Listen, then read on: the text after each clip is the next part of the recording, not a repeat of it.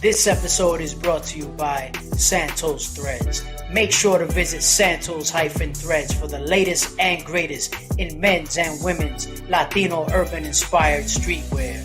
Visit SANTOS-THREADS.com. Hey, you are now listening to the Santos Says podcast, episode number 41. Nah, we not done. All right, I want to invite you guys. Make sure to follow me on social media, on Instagram, Santos Thread Shop, as well as on TikTok, Santos Thread Shop. And of course, don't forget, check out santos-threads.com. Here again with you guys, your host, proud owner of Santos Threads, Santos. Right back at you with another episode. Really happy to be here on this wonderful spring day. And of course,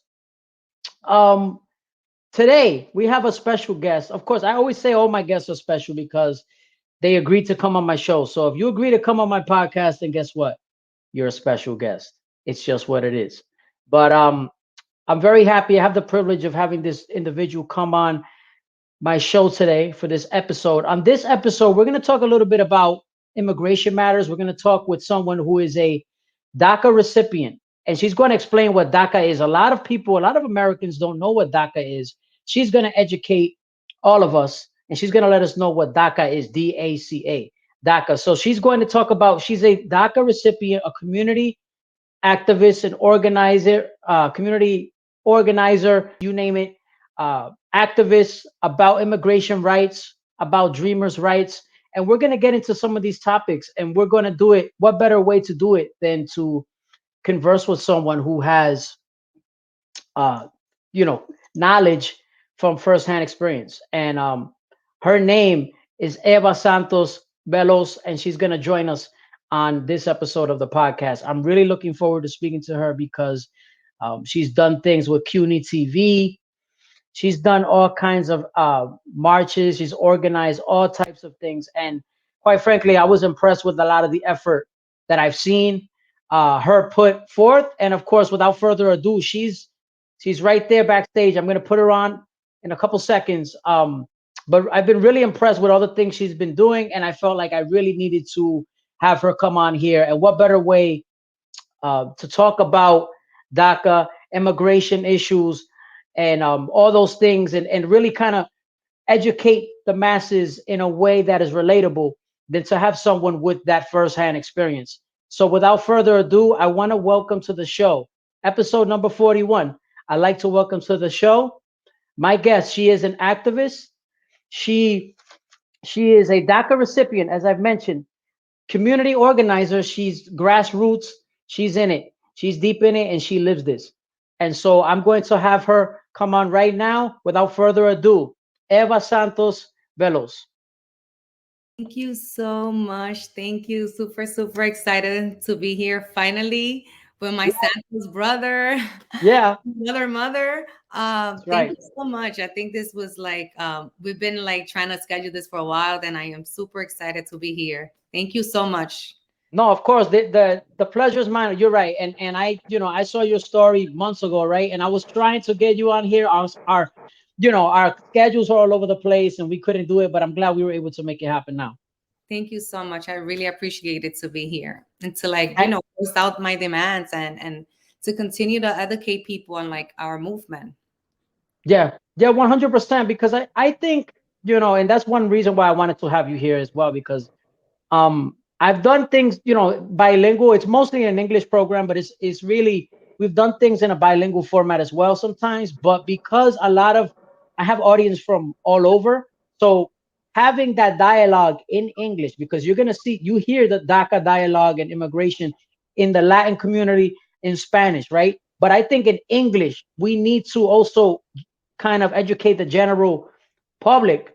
And I felt like what better way to do that than to have someone such as yourself with the experience that you have. And and without further delay, we'll get right into it, because your story is very interesting. Thank you. No problem. So let's get into your story, right? I did a little homework on you. I had to do homework on you because I can't have you here without knowing what we're gonna talk about, right? So, um, with you right away on your social media, one of the things that comes up, DACA recipient. Talk to us about, you have it there as a badge of honor.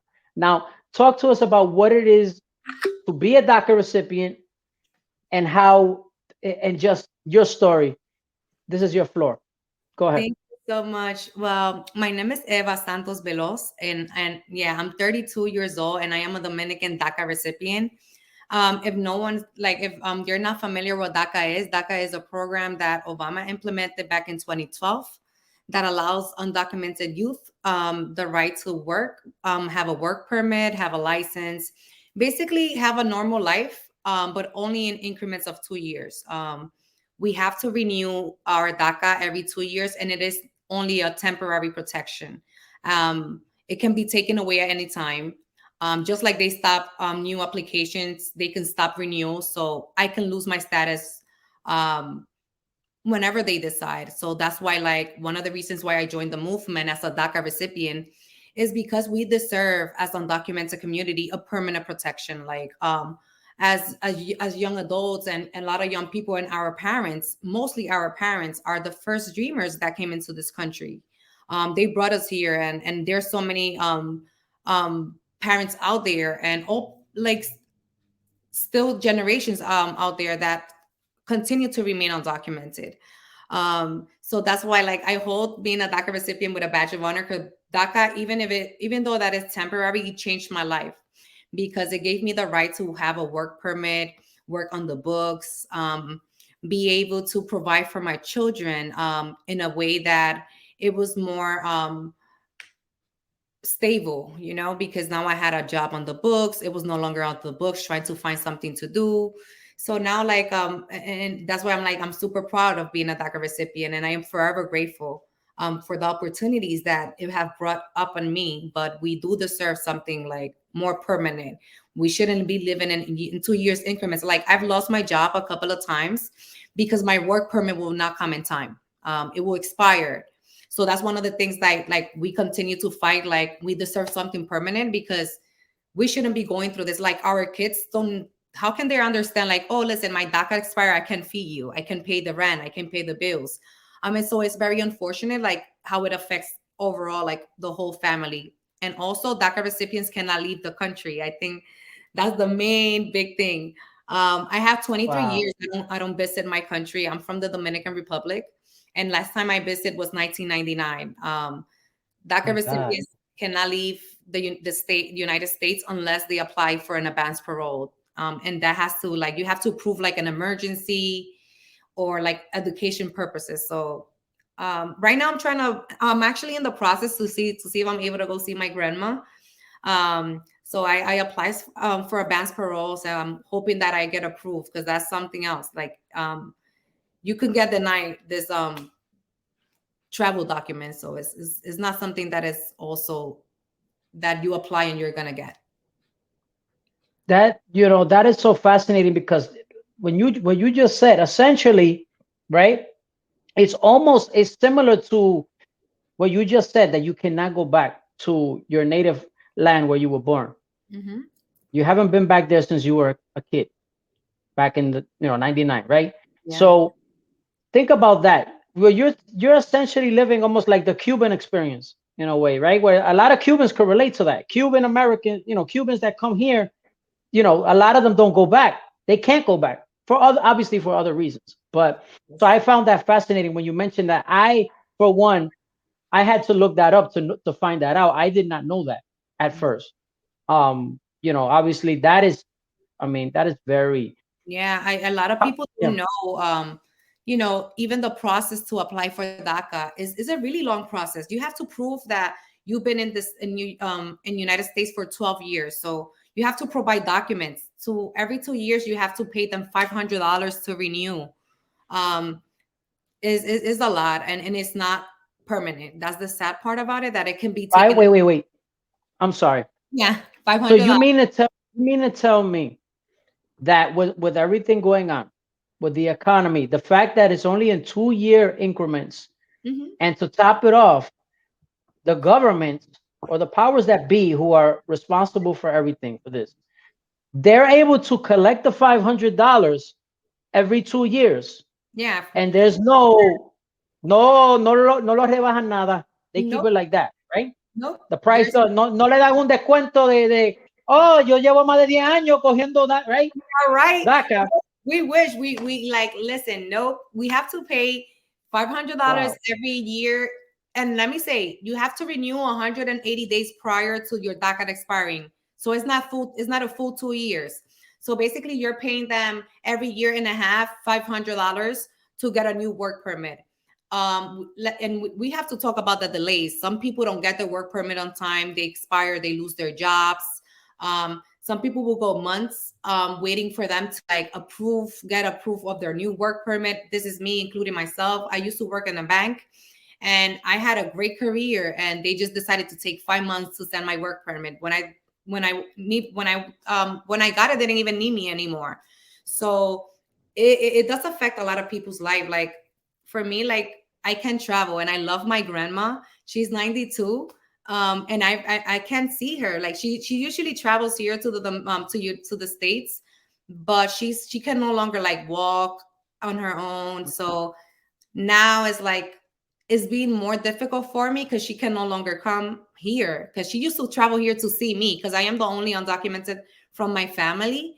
And she can no longer do that. So I'm like, it's unfair. Like we shouldn't be going through this, and so many other people out there. This is why I started advocating in activism, because we deserve a permanent protection. Last year, I know you've seen in Instagram, we fought for a pathway to Yes. citizenship for 11 millions, to be included in the Build Back Better package, to be included in the Build Back Better plan, and we wasn't. Like at the end of the day, after so much fight and so much rallies and so much marches, President Biden felt to keep his promises. He promised that he was going to deliver something permanent for us, and he has not.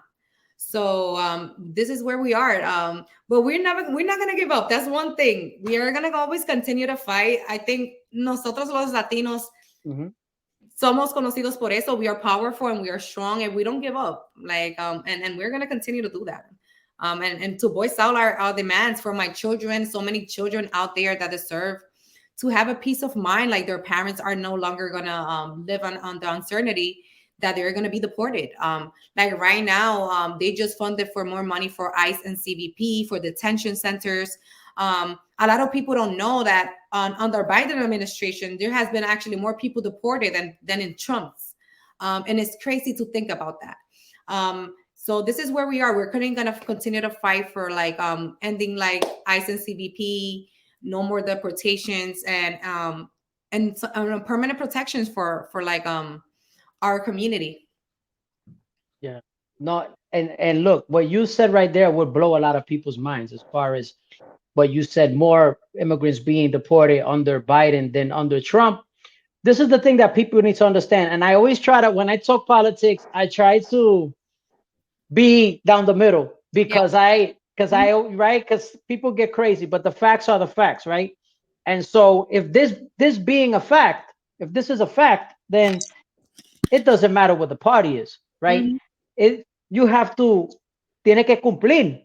Like if you're saying you're going to do something, you have to come through with it, regardless of the party, Democrat, Republican, Independent, whatever you are.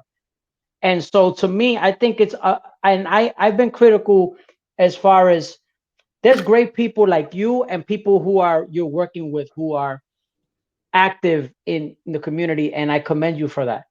But I always believe Latinos as a whole, I always felt like we could do a lot better as far as being more outspoken about some of these issues, because I feel sometimes that we're too afraid to shake the tree, if you will, if Yeah. that makes sense. We're too passive sometimes. And I've always said, Latinos with numbers alone, forget about you, just forget about just, splitting us the countries, Caribe, Suramerica, Central America. No, you put us all together. There's too many of us.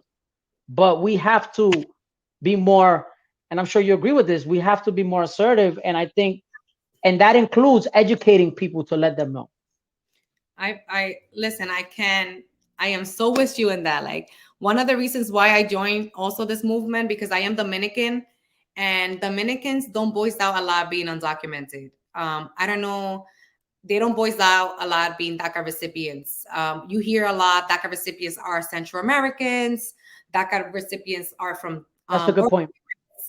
in general, are only from a certain portion. And immigrants come from a whole different part of the world. Dominicans, Asians, um, Haitians, so many parts. If we all come together and understand that we all are the same, and even Dominicans, like for a long time, here in New York City, I was looking for a voice and I was looking for an organization in my community, and I didn't find it. I didn't find that person. I was like, oh my God, I need to rally. I need to make things happen for our community. And I couldn't see that. And that was like, okay, I can find that person. I'm gonna be that person. Because I know there's so many other people out there that feel the same way. So I'm gonna be that person for them, that for the future, because I know there's so many young girls out there and young men out there that feel lost just like me, because of the same thing. They are being failed to be educated more. And I think, like you said, if we educate our community and our people of what is currently happening, and we stand up and work together, things will change, like for sure. Absolutely. Absolutely.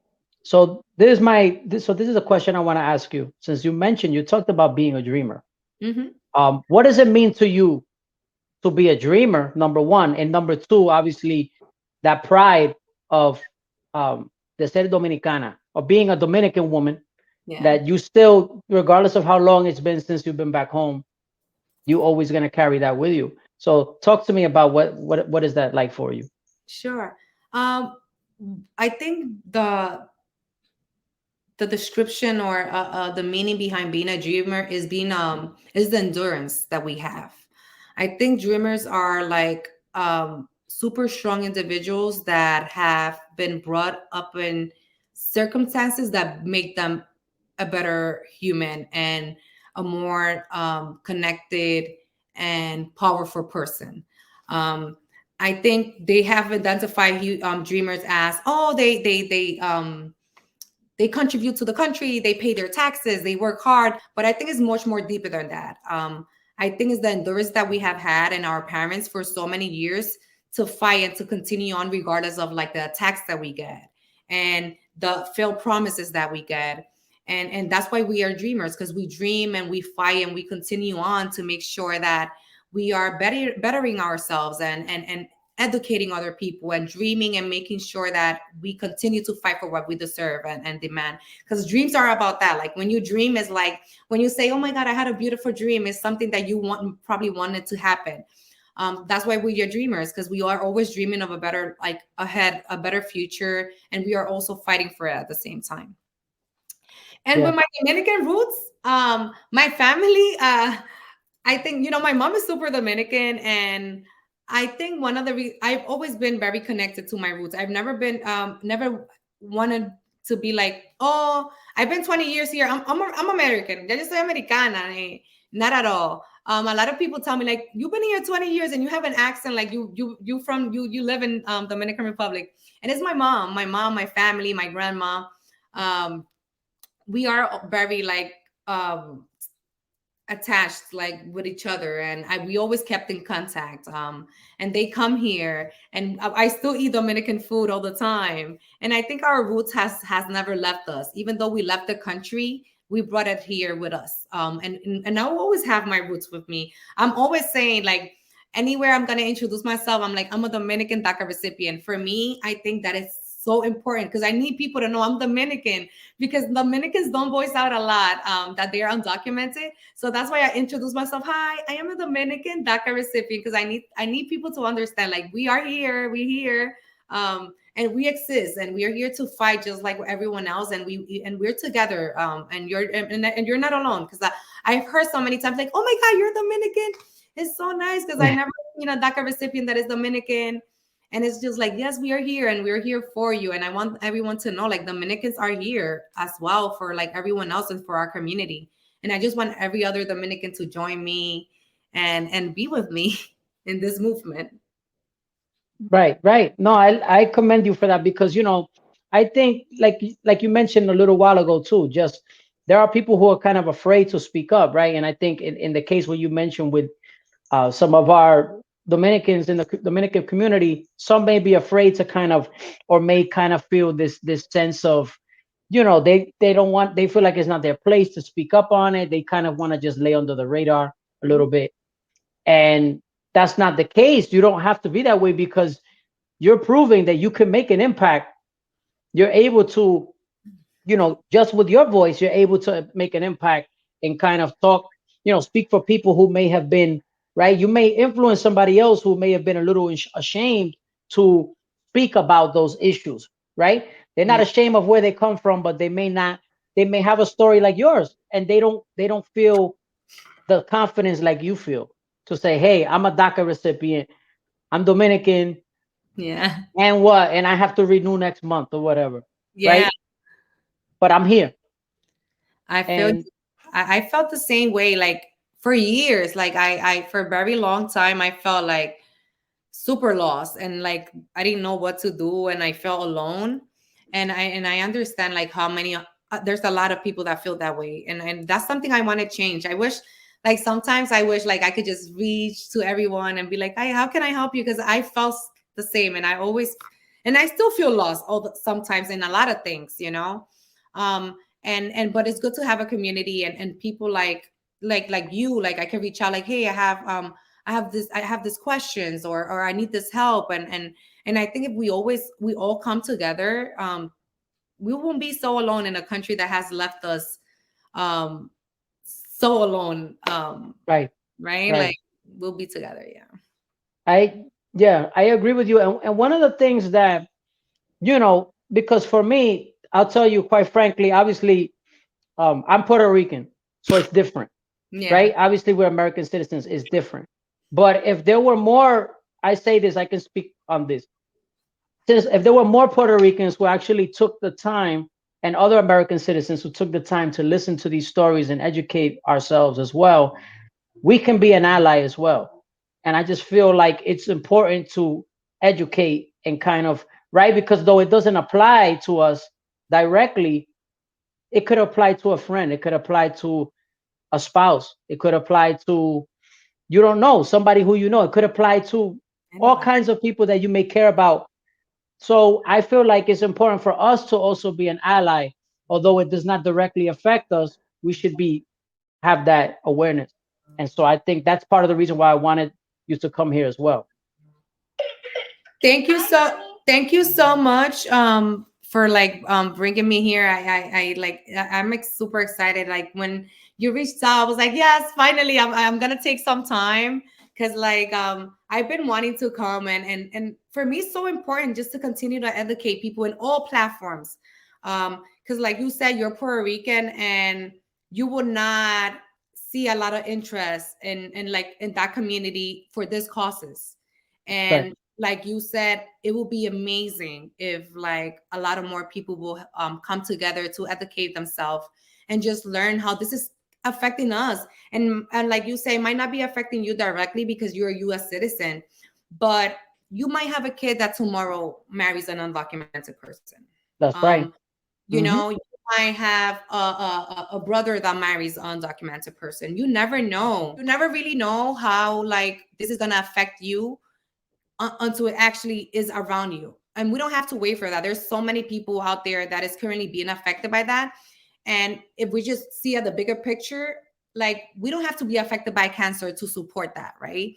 We don't have to be affected by um we don't have to be affected by let's say HIV to support that, to walk for that. It's just the same thing for the undocumented community. Like we deserve the same support from all around the country, from all around the world, because we have been struggling for a long time, you know. And like you said, if people just educate themselves, things will be so much different. Absolutely. Absolutely. So getting back to your some of your history, your past. Where did you grow up? I grew up here in the Bronx, New York. Okay. I came here when I was actually 3 years old. It was when my mom brought us here. And then she went back to the Dominican Republic when I was 7, and then came back when I was 9, and we never left again. That was in 1999. So I've been in the Bronx ever since. I've been in the Bronx ever since, and this is where I live, and my children also live here, and my mom and my siblings. We are currently all here, but we are just us. We don't have any families here. Or all my family is in the Dominican Republic. I don't have aunts, I don't have uncles, I don't have nephews, nieces, and I don't have no. We don't have anyone here. We just us. Really? It's just it was always my mom, my brother, my sister, and myself, and obviously now my children, because I have them now, but it was just the four of us. I didn't we didn't have anybody here for years. This is what I'm gonna ask you now. I'm gonna ask you not a tough question, but I'm gonna ask you a question that a lot of people might ask you. You know what it is, right? No, no, no, I You don't know. had to have been approached that because understanding Dominicans, I've been around Dominicans. Okay, I know my wife is Dominican. My kids are half Dominican. So this is what I'm gonna ask you. Um, someone has had to come up to you to say at some point and ask you, "Hey, would you like to be a citizen? I know such and such and such." Have you ever received any proposals like that?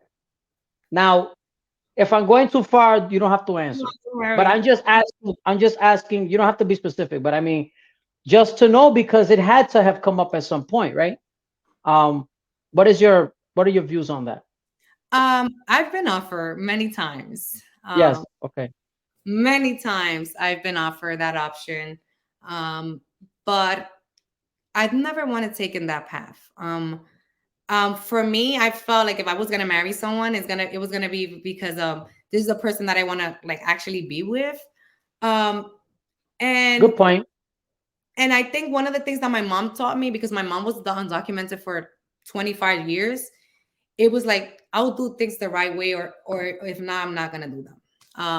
So I'm not gonna say like it's a tempting it's a tempting thing because you will just get it over with. Like Correct. Yes. and it's very known in the Dominican community mostly, that this is the way that they like fix their documents.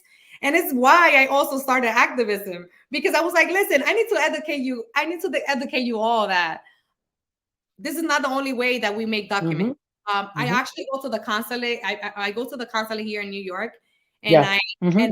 and I be arguing, trying to like get them resources and guidance for like the DACA recipients. And I'm like, I need them to know like there's other ways to have documents, even if it's not permanent. Not only getting married, like I'm always fighting that like with my community, just to educate them more. Like Hey, I had to ask because I know how it is. You know, I'm not saying that it, you know, is one of those things that is just a reality, right? So I wanted to ask because I feel that it had to have come up at some point. yeah, yeah. I mean, I get asked that question like three times throughout this whole years. Like I think in a rally, some person just came to me and he was like, I have a question. And I was like, yeah, why don't you just get married and you fix your documents? And I was like, and it really caught me off guard. And I was like, uh, Right, right. yeah, it's not something I really want to do. You know what though? You know what? I commend you because I'll tell you what. And again, I'm not telling you that. I'm not saying it's something you should do. No, no, no, I You know, understand. right? No, I'm not sure. condoning it. I'm just saying. I'm just bringing it up because I mean, it's for so many, it's a way to do it, right? It's almost like an easy fix. Now, Yeah, nothing is easy, but my thing is, I look at it too. It's like you're really taking. You're not really. It's phony because then depending on the person, they may change on you and they may, even though they know it was for you know, it's almost like you don't want to do it that way. Like yeah, definitely. when you get married, if you choose to do that, you want to do it in the right, with the Yeah, right reasons. You don't and want to do it because for papers, like, you yeah, know. definitely. And I don't judge like anyone that has to Yeah. Yeah. like their way to like make sure that their life is like more stable. Like go ahead and do it. But I just like I said, I didn't join activism because I wanted to judge them like, oh, why are you getting married? Just to educate them. Like there's other resources and ways to like make this happen. Like let's go rally, let's go march, let's go do those things to make sure that other people, other Dominicans don't continue to go through this. And it's just a matter of that. And like you said, I don't, when they ask me that, I just like, I laugh. I don't get offended. Um, I just love when they ask me that, because I'm like, oh, thank you, thank you that you asked me, because I love talking about that specific, because I need to let them like educate people, like there's other ways, Dominicans, that there's other ways. Yeah, no, and look, and you're serving as an example of that. You are. I mean, listen, that whole idea about having to renew it every 2 years, although it's technically every 1 year and maybe 8 or 9 months, right?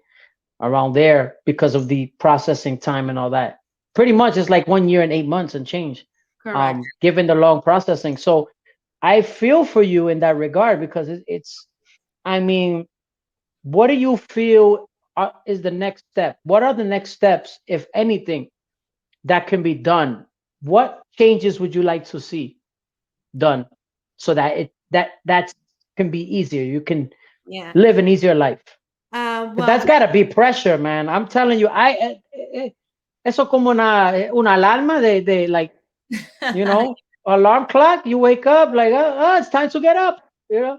that's exactly how it is. It's like an alarm clock that is ticking, ticking, ticking, ticking, and you don't know where it's like gonna like explode or at any point. But yeah, Hmm. that guide is actually gonna have is gonna be the 10-year anniversary on June 12th of this year. So it's been out for 10 years.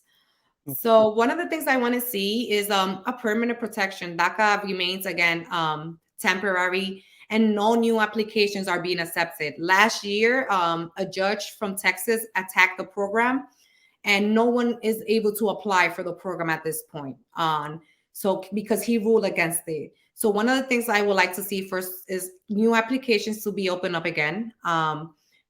And obviously for this to become a permanent protection for all. It's going to be 10 years now. I think they promised us this was going to be something more stable and permanent years ago, and is 10 years now. So I think it's time. I think we are deserving of it. We have fought enough, and we have contributed enough in many ways to the country to be able to receive something permanent. Absolutely, and DACA recipients, and immigrants alike, people, the Latinos, the immigrants out there are vital, are essential to this country's economy. And they would not, the common American would not realize that until they're not here. And so that's something that people need to get through their heads, right? And I think with you voicing that, it's so crucial to make changes. And I feel like it's, I mean, it's great. Like it's great that people such as yourself are really rallying other people, like-minded individuals, to help you out with this. And mentioning that, I saw some footage of you.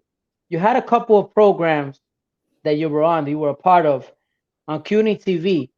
Mm-hmm. Talk to me about those programs that you were on. You were there, you were talking, and you talk to me about those experiences on CUNY TV. Well, that was a really nice experience. That's actually how I started. Also, the advocating and activism. It was last year. They were looking for stories of dreamers, and I apply. So it's a series. It's like a short mini series of stories from dreamers from New York City. They have been documenting my story and other undocumented immigrants from the city, what they do, how they work. Myself, they have been documenting like my activism since it started. So anyone is able to go watch like from episode 1 to like till now, like how things have been happening since day one. So it's super nice to be able to see the progression of like the rallies and like the demands and how they failed us eventually. And also there's many other beautiful stories in that CUNY TV channel from other immigrants that anyone can also learn a lot from. They have Cesar, they have Jalixa. So really nice. I recommend for everyone to watch. No, it's great. I saw, I saw bits and pieces of both of the ones you did, and it was interesting. I saw you there. One of the big takeaways for me that you were saying was like, oh, I thought that this is funny because a lot of people think this, right? Like you're like, oh yeah, I thought putting people together was just going out and screaming and making a lot of noise. I really thought that is for a long time when I used to sit down and watch rallies and marches. I was like, they probably just go and put people there.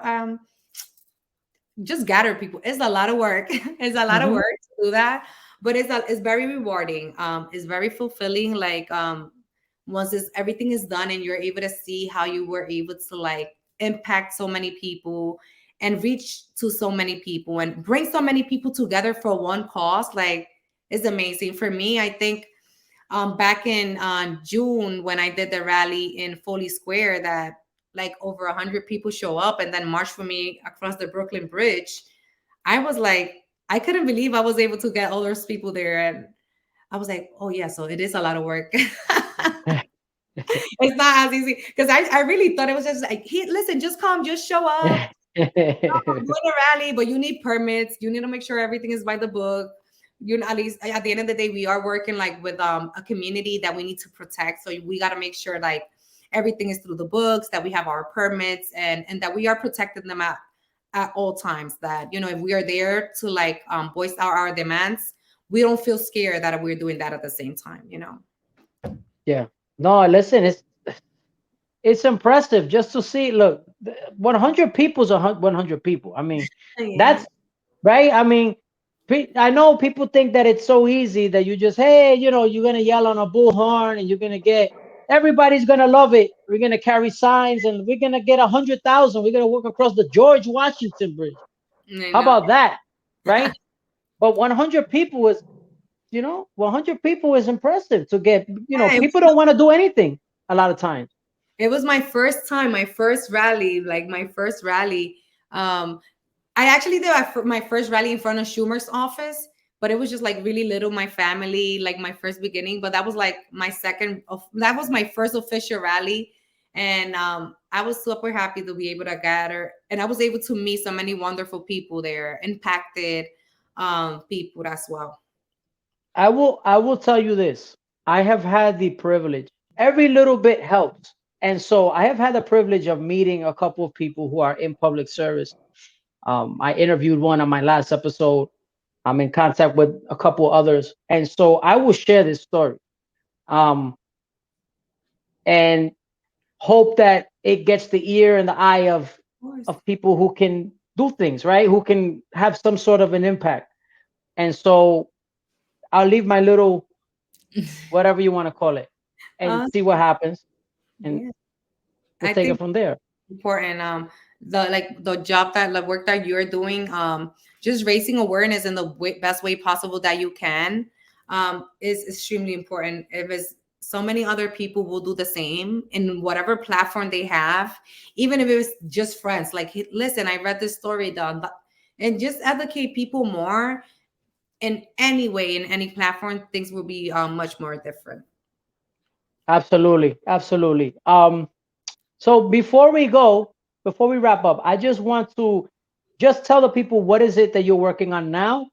And well, before you say what you're working on now, just kind of like highlight what are some of the rallies and some of the events that you've held, the community events that you've done. Okay. So last year, I did my first rally in front of Chuck Schumer's office. That was actually my first rally. It was a DACA Not Enough rally, just to demand permanent protections, and DACA to be permanent as well. Then the second rally was in Foley Square. That's when we marched across the Brooklyn Bridge as well. And that was for a pathway to citizenship. That was to demand Biden and the Congress to include us in the Build Back Better package back in June. That was my personal rally. Then I went to DC on October and I did civil disobedience. So I got arrested in front of the White House for a pathway to citizenship. It was an amazing experience. It was 51 of us. Each one of us was representing a different state. Obviously, I was representing New York, and we were standing in front of the White House, and we had like 600 plus people across watching us do the civil disobedience to demand Democrats and Biden a pathway to citizenship. So we got arrested, and the process was really fast, but the message was really powerful. Even though we didn't really get anything, I think the message that we are powerful and we will demand and do whatever it takes was delivered. Amazing. Yeah, and so many other more actions has been going on after that. The next one that is happening is actually going to happen. I don't know if this might come out after, but it's happening May 1st. And it's going to be a march for International Immigrant Labor Day. And it's going to be super nice. We're going to be rallying and marching here in New York City, over 600 people. So super excited about that. Yes, definitely. And this will be out right on time for that message. So Awesome. Yeah. So Sunday, May 1st, if anyone wants to join, feel free to like follow me if they have information, if they are allies. Any questions, I'm here. Thank you so much for having me. And I know this took a little bit long, but I think it was worth it. yes, absolutely. It absolutely was worth it. Thank you so much for sharing your story. I think that your story really is an impactful story, and it's a story that can be told to others that can really help move the needle and try to get some of the change that we need in this country. And Thank so I want to thank you for being transparent and sharing that story with us, with myself and the people, the listener, the audience. Thank you so much. I really appreciate you having me here. And feel free to invite me next time. Yes, yes, And I can't wait for your listeners to just be more educated on what DACA recipients are, and like our current fight for, like, and also just the undocumented immigrants and what the movement is all about. absolutely, absolutely. Thank you very much. What anything else coming down the line now? Let me know. Is there anything you have before you go? Anything that you have lined up? What are you working on now? Well, I am, I'm currently working as a distributor organizer for one of the biggest immigrant youth-led network in the country. We have actions, we do texting campaigns, phone bankings. Um, my job is based more of like what I was doing as a volunteer doing the rallies. I'm giving the resources and the tools for other leaders to take action out there. So what I'm doing right now is just educating members across the country to go out there and take action. So right now I am not personally doing rallies, but I'm having teaching other people how to do that. There you go. The influence, you got to do it. You can't do it by yourself. So that's the thing. Just having others on board doing that, teaching them, showing them the tricks of the trade, super Yes. important. Yes, I think that's teaching other people what you do will help you be better, because you cannot just be good yourself. I think you have to give your knowledge to everyone else just so they can be as good as you, so you could all be powerful. I think just one person being powerful is not enough. Like how we gonna rule, like just me? We all need to be powerful all across the country and everywhere, and be heard and be loud. I don't want to just be loud in New York. I want to be loud all across the country, and I cannot be everywhere else. So I'm gonna teach other people to do that, so we could all be everywhere. 100%. Um, well, that's all we got. Um, Thank you so much. I appreciate you coming on, sharing your story, and I'm very much looking forward to seeing what you do next. And so we'll definitely be watching. And I really appreciate hearing your story. Thank you so much for coming on. Thank you for having me, and I can't wait to see this. And I hope everyone likes it and is able to learn a lot from Thank you so much, Eva Santos Veloz, it. and of course, thank you so much, and we'll talk soon. Thank you. Okay, bye. Take care. Yeah, so that was really interesting, and I think even I learned stuff. I mean, I learned things. I always love to pick the brains of other people who know more about certain things than I know. I don't know. I always tell people I try to know a little bit of everything, but sometimes I know nothing, right? I don't know everything. So it's always great to learn about these things. And even if they don't, as I said earlier, even if they don't directly affect us, it's important to find out about the plight and some of the struggles that other communities and other people in this country have. It's super important. We should never just care about something that directly affects us. Never. We should always try to open our ears and our eyes and our consciousness to the struggles and some of the things that are going on with others. It's super important. So I want to thank my guest. Definitely, she was great. I'm looking forward to seeing what she does. DACA, Washington D.C., America. There some changes need to happen, and hopefully things will continue to move in the right direction. Obviously, what Eva was saying, I love what she was doing. She's got her. She's in the grassroots. She's doing the things that need to be done, and so glad to see that. And that's all. That was episode number 41. So shout out to her. Thank her, of course. I thank Eva Santos Veloz, and of course, don't forget to follow me on social media, Santos Thread Shop on Instagram, also on TikTok, Santos Thread Shop. If you're watching on YouTube, hit the like, subscribe, comment, share. It costs you nothing, people. Come on, let's not be stingy. Come on, let's do it right. Of course, I'm wearing right here. I should have said this in the beginning of the episode, but I'll say it now because I do gotta, I sell merch. I mean, anybody watching on YouTube, if you're listening on the audio podcast, I'll paint the picture for you. You can go to santos-threads.com. You can check out the merch that I have. I'm wearing this Hector Lavoe t-shirt right here, and this hat that says El Cantante in gold lettering. I mean, this right here is just, come on. Who doesn't like Hector Lavoe? Anyway, that's all I got. So, as always, don't just say what you mean or mean what you say. Say it with your chest. Peace.